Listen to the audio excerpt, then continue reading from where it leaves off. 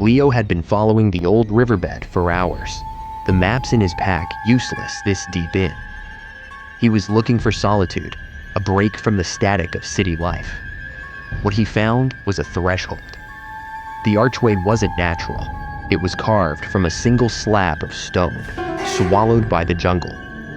Vines as thick as his arm hung from it like curtains.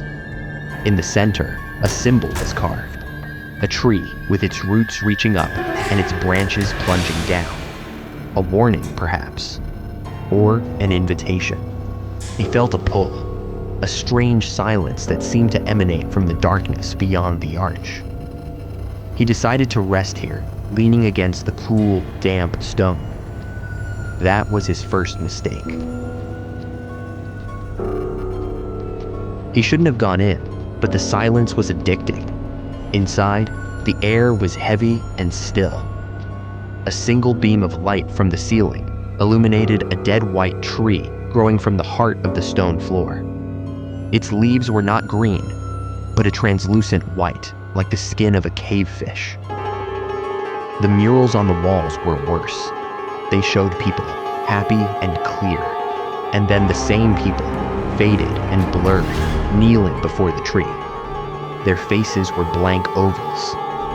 As Leo watched, he felt a tickle in his mind, a faint whisper that sounded like his name.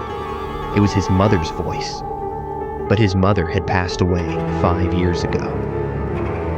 The whisper came again, clearer. "Leo, it's so cold down here.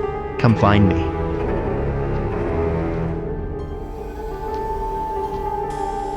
The voice was a compulsion he couldn't fight.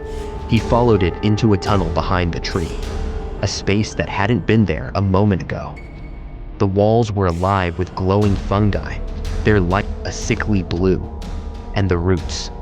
They were everywhere, pulsing gently, pushing through the earth like veins. He crawled deeper, the tunnel shrinking around him. The voices multiplied. His father, his first love, an old friend. They all whispered, called, begged him to come deeper, to join them. His mind felt hazy, his memories of their faces becoming fuzzy, like old photographs left in the sun. He wasn't looking for them anymore. He was looking for the source of the whispers. He reached out and touched a pulsing root. A jolt of icy energy shot through him, and for a second, he saw the world through 1,000 eyes at once. The eyes of everyone who had ever come here.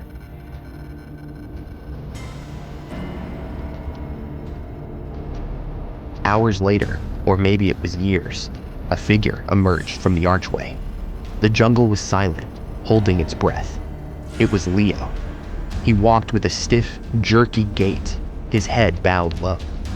A single, thin, white root, no thicker than a worm, twitched and curled from behind his ear, disappearing into the collar of his shirt.